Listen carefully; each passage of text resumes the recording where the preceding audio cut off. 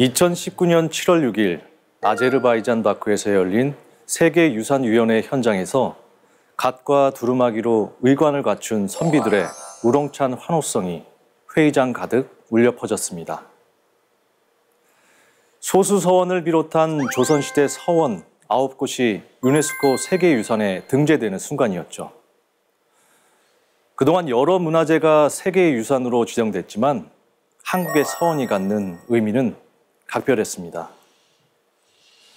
성리학을 기반으로 학문을 가르치던 조선시대 서원은 지역의 인재를 양성하는 교육기관인데요. 존경받는 학자들의 사상을 하나의 공간으로 집약한 서원은 자연과 조화를 이룬 훌륭한 건축물인 동시에 선조들의 학문과 정신을 배우고 성찰하는 집단 지성의 요람이었습니다. 수백 년이 지난 지금까지 성리학을 기반으로 한 교육 철학과 사회적 관습은 우리 생활 깊숙이 자리하고 있는데요. 그 문화적 전통과 정신적인 가치를 세계적으로 인정받은 겁니다. 면면이 이어져 내려오는 한국인의 정서, 정신적 바탕이 된 서원은 언제, 어디에서 비롯된 것일까요? 그 첫걸음을 따라가 봅니다.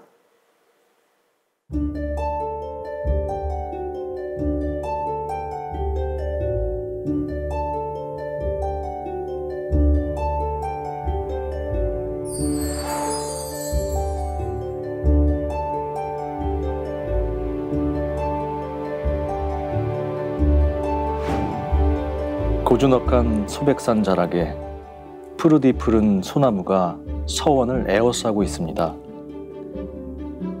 우리나라 서원의 효시이자 최초의 사액 서원인 소수서원.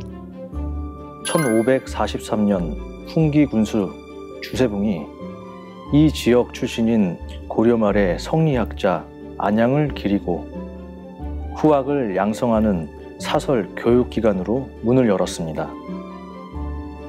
건립 당시 이름은 백운동 서원이었는데요.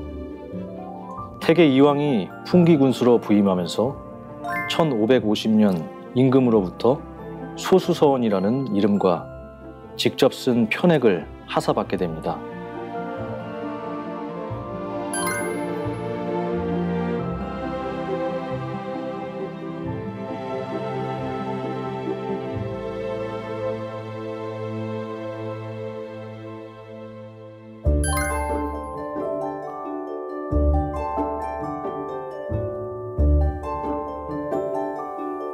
소박한 이 공간에서 동고동락하면서 숱한 토론을 하고 학문에 정진했을 유생들이 떠오릅니다.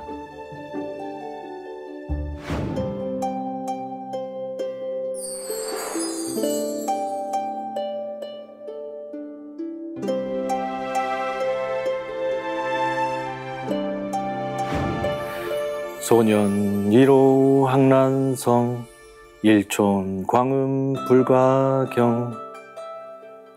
유생들의 글 읽는 소리가 들리는 듯 합니다.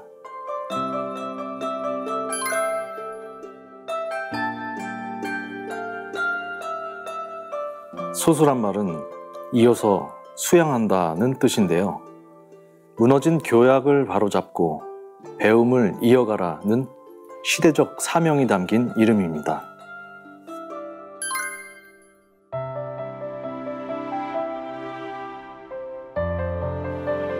그런데 한양에는 성균관이 있고 지방 곳곳에도 향교가 있었는데 서원이 왜 필요했을까요? 바로 임금이 지어준 소수서원이라는 이름에서 그 답을 찾을 수 있었는데요. 과거 시험을 준비하는 곳인 성균관이나 지방의 향교가 출세지향적인 개인의 이익에만 집착하자 그 대안으로 새로운 참교육이 필요했던 겁니다. 관직이 목표가 아니라 미래지향적인 인재를 양성하는 대안학교 역할을 한 것이 바로 서원이었습니다. 간절한 시대적 소명의식 덕분일까요? 1542년 문을 연 소수서원은 1888년까지 350여여간 무려 4,200명의 유생들이 수학할 만큼 명문 사립교육기관으로 명성을 이어갔습니다.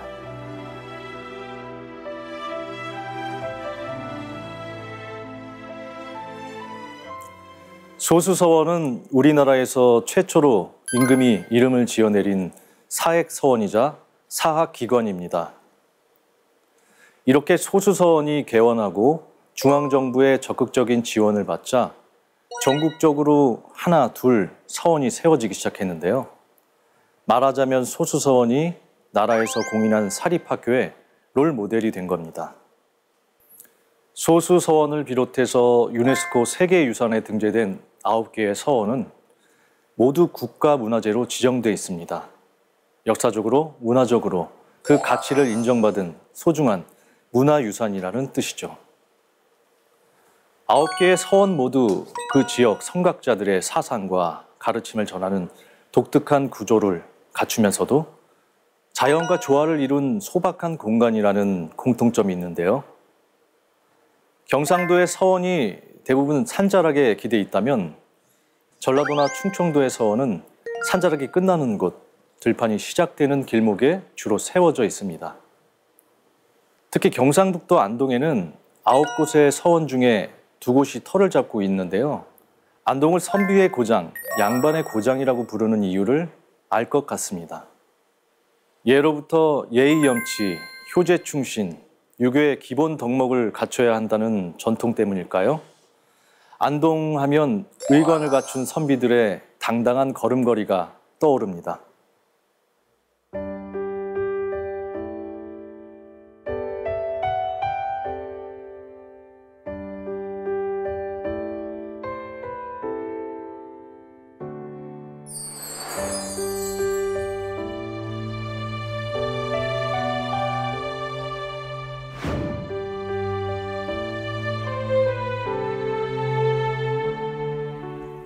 간결하고 검소한 선비의 모습을 닮은 도산서원입니다. 조선 성리학의 큰 항맥을 이룬 태계 이황의 학문과 덕행을 기리기 위해서 1574년 후학들이 세운 서원인데요. 이듬해 선조 임금에게 편액을 하사받으면서 공식적인 사액서원이 됐습니다.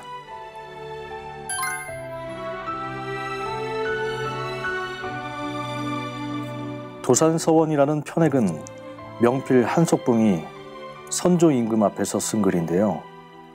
퇴계 선생을 모시는 서원의 현판이라는 걸 알면 떨릴까 싶어서 임금이 일부러 뒤에서부터 글자를 불러줬다는 일화가 전해집니다.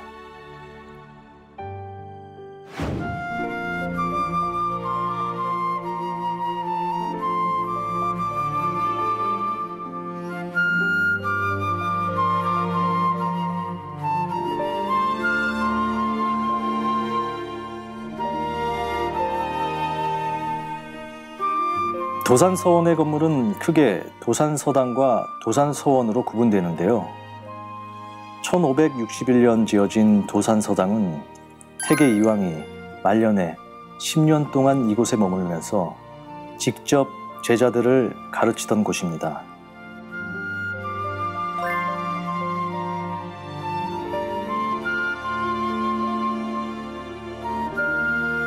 이곳은 퇴계 선생이 제자들을 위해서 지은 기숙사, 농운정사입니다. 공부한다는 뜻의 공부공자 형태로 되어 있는데요. 쉬지 않고 공부에 열중하라는 의미겠죠.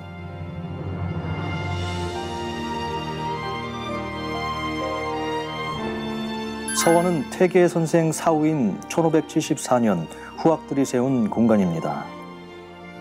이후 임금에게 도산서원이라는 이름을 받아 영남 지역 유생들의 큰 배움터가 됐습니다.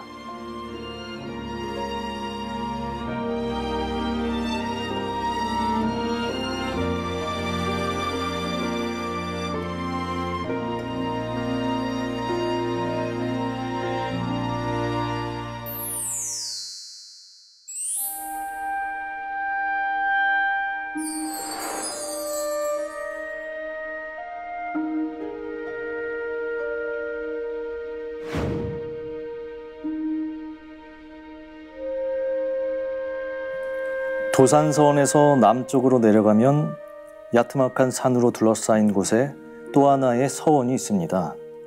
바로 병산서원인데요. 서해 유성룡의 위패를 모시고 그 업적을 기리는 공간입니다. 고려 시대부터 운영되어 온 풍산유씨의 초등교육기관 풍학서당이 그 시작인데요. 1572년 유성룡이 지금의 자리를 옮겨왔고 1863년 철종 인근에게 병산서원으로 사액을 받습니다.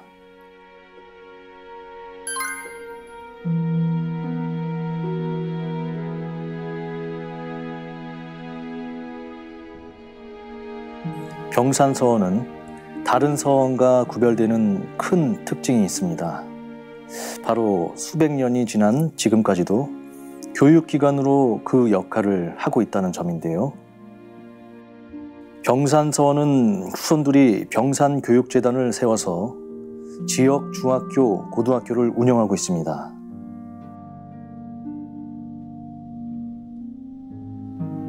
선비정신을 계승한 현대판 서원, 그 대단한 뚝심과 철학이 놀랍기만 합니다.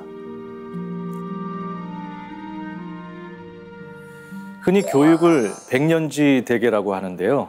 수백 년 전통을 이어받아 서원 정신을 계승하고 있는 병산서원 이야기는 우리에게 많은 것을 생각하게 합니다. 병산서원을 옮겨 세운 서해 유성룡은 퇴계 이황의 제자로도 잘 알려져 있죠. 유네스코 세계유산에 등재된 9개 서원의 역사는 대부분 퇴계 선생과 연결되어 있습니다. 출세지향이 아니라 전인 교육을 강조한 서원 정신을 널리 전파하고 교육의 중요성을 알리는 데 앞장섰던 퇴계 선생 덕분에 서원이 새로운 사립교육기관으로 번성할 수 있었는데요. 이번에 만나볼 서원 역시 퇴계 선생과 긴밀하게 교류했던 인물과 관련이 있습니다. 그럼 경상북도 경주로 함께 가보시죠.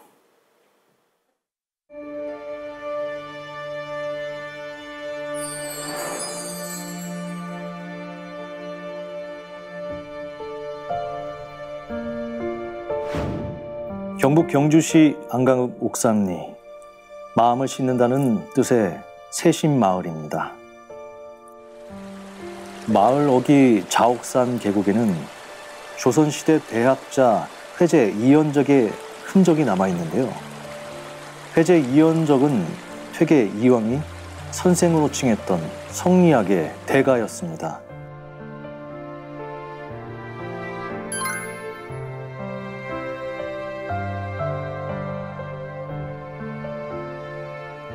회제 이연적이 세상을 떠나자 20년 뒤인 1572년 지역 유생들이 그를 기리기 위해 회제 선생이 은거하던 곳에 서원을 세웠는데요. 바로 옥산서원입니다.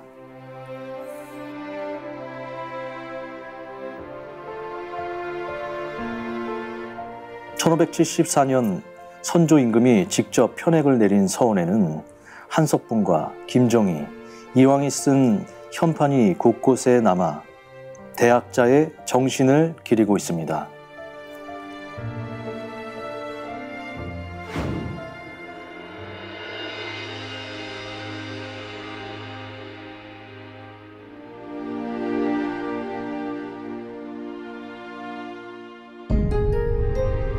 옥산서원은 전면에 강학초를 두고 후면에 사당을 배치한 전형적인 건축 구조로 되어 있습니다. 마당을 중심으로 미음자 모양으로 건물들이 모여 있는데요. 질서정연하게 배치된 소박하면서도 간결한 모습이 인상적입니다. 서양의 정문을 들어서면 온돌이 설치된 누각, 우변루가 나옵니다. 누마루를 서원 건축에 도입한 최초 사례이기도 합니다.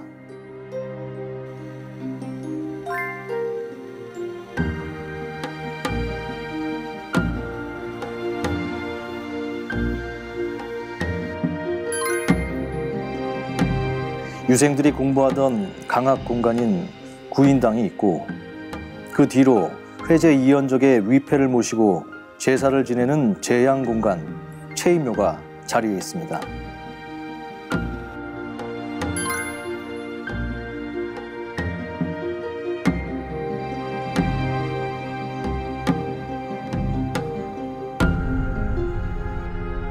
옥산 서원은 속세를 벗어나 자연의 품 안에서 학문을 닦았던 회제 이연적과 후학들의 성품을 닮았습니다.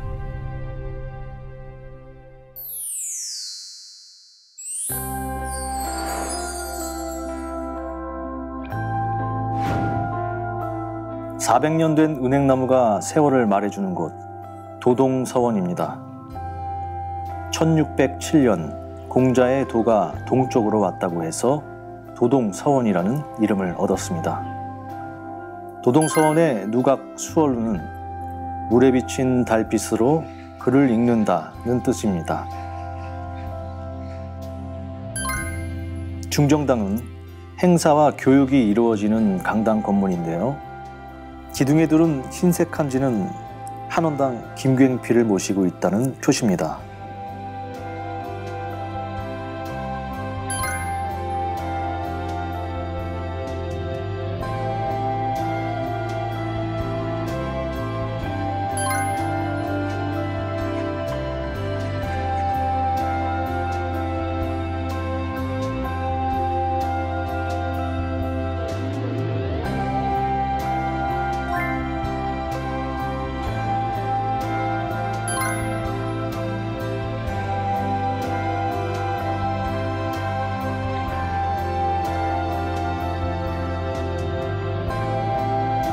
조선 초기 성리학의 계보를 잇는 대학자였던 김굉필은 평소 도학의 심취에 소학에 큰 관심을 보였는데요. 도덕적인 윤리관을 실천하면서도 중용의 도를 지키려 했던 선비 한원당 김굉필의 높은 이상이 담겨 있습니다.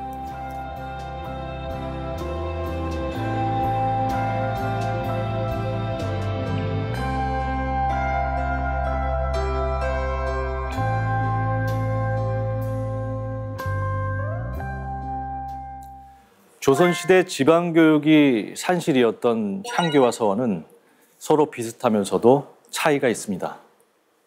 두 곳 모두 강학과 제양의 기능을 가진 점에서는 같지만 향교는 공자와 맹자 같은 중국의 성현을 모시고 그들의 가르침을 공부하는 데에 비해 서원은 중국이 아니라 우리가 살고 있는 지역의 선현들을 배양하고 그 덕행과 학문을 따르고 공부하는 주체적인 공간이었습니다. 말하자면 중국의 그늘에 벗어나 정신적으로 독립한 새로운 교육 현장이 바로 서원이었던 거죠. 1543년 최초의 서원, 소수서원이 문을 열면서 전국적으로 서원 건립에 새바람이 불기 시작한 것도 어쩌면 자연스러운 시대의 흐름이 아니었을까요?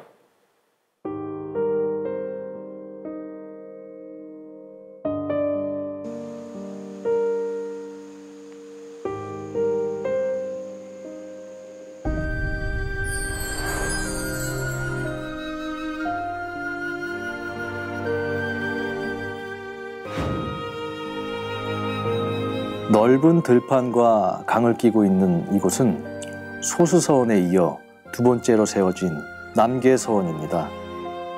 1552년 높은 학문과 지조가 남달랐던 학자 정여창을 기리기 위해 세워졌는데요. 군자의 상징인 연꽃을 좋아했던 정여창을 기리는 의미에서 서원 안에 연당이라는 연못을 만들었는데요. 진흙탕 속에서도 고고하게 피어나는 연꽃이 정여창의 고결한 정신을 떠올리게 합니다.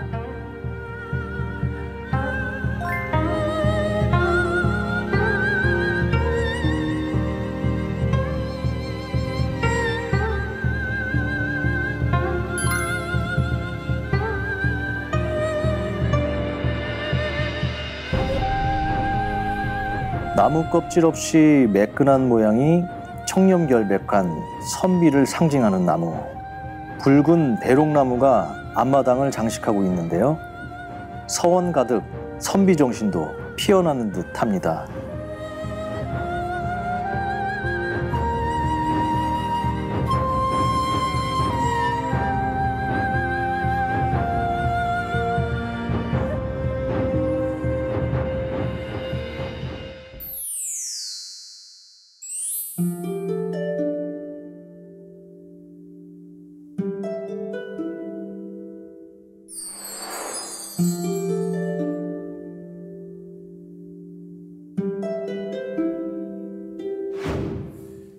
전라남도 장성군 화령면 남북으로 길게 뻗은 평지에 세워진 피람서원입니다. 입구에 우뚝 선 빨간 홍살문이 눈길을 끄는데요. 1590년 호남의 유림들이 하서 김인우를 기르기 위해 세운 서원입니다. 조선 중기의 문신이었던 김인우는 관직에 대한 미련을 버리고 고향인 장성으로 내려와 성리학 연구와 후학 양성에 정진한 올곧은 학자였습니다.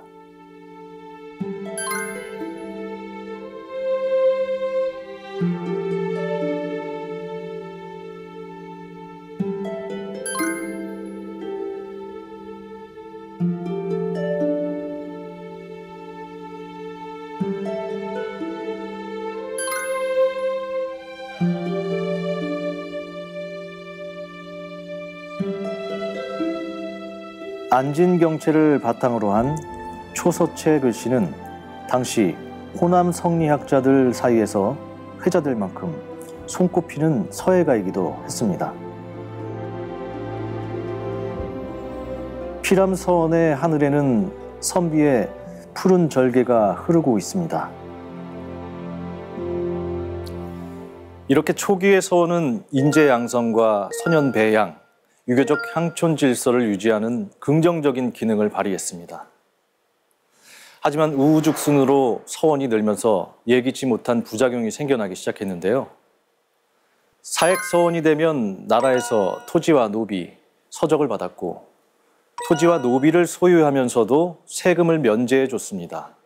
또 유생들은 군대 면제라는 엄청난 특혜를 누렸는데요. 그렇다 보니 서원에 줄을 서려는 사람들이 늘어났고 사리사욕을 챙기기 위한 수단으로 악용되는 경우가 많았습니다. 여러 폐단이 사회 문제가 되자 1871년 흥선대원군은 서원 철폐령이라는 극약 처방을 내리는데요. 원래 취지에 맞게 모범적으로 운영되는 47개의 서원을 제외하고는 나머지 서원은 모두 문을 닫게 됐죠. 오늘 소개해드리는 9곳의 서원은 이런 위기 속에도 꿋꿋하게 명맥을 이어온 47개 서원에 이름을 올린 곳입니다.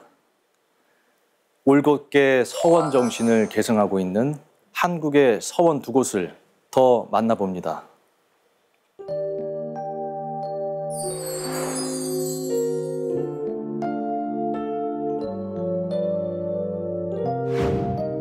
충청 지역의 대표적인 서원인 도남서원입니다. 평지에 자리를 잡아선지 단아하고 나직한 모습이 평화로워 보이는데요. 조선 중기 유학자 김장생을 추모하기 위해 1634년 그 후학들이 세웠고 1660년 현종에게 사액을 받았습니다.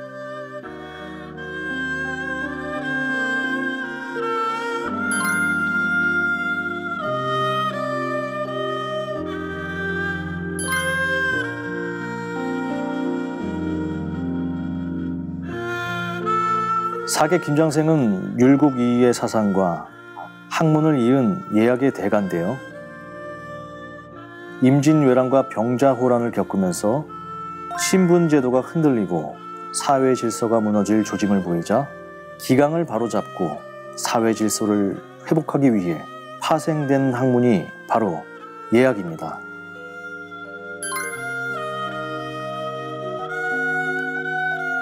온화한 기운이 감도는 서원의 건축물 사이로 예를 강조한 선현들의 목소리가 들리는 듯 합니다.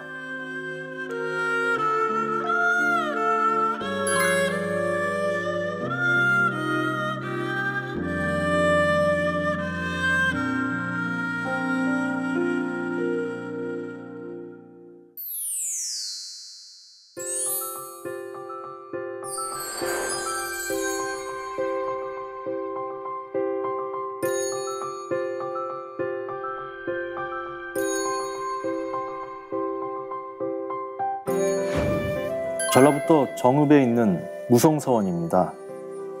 신라 후기 학자였던 최치원과 조선 중종 때 관리였던 신잠을 기리는 서원이죠. 서원을 지켜온 인물들과 역대 현감들의 공적을 기리는 15개의 비석. 정문 역할을 하는 누각이 눈에 띄는데요. 현가루는 역경 속에도 학문을 계속한다는 뜻입니다.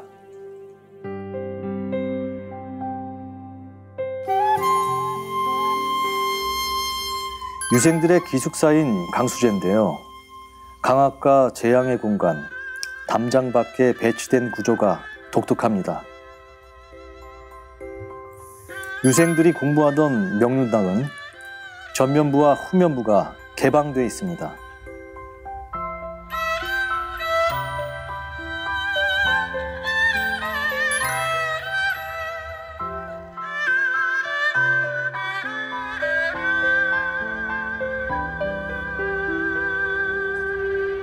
무성서원은 예와 악으로 백성을 교화한 선비 문화의 중심이었는데요. 산자락에 있는 다른 서원과 달리 마을 안에 있어 자연스럽게 주민들과 소통할 수 있었고 열린 공간으로서 지역 공론의 장이 됐습니다.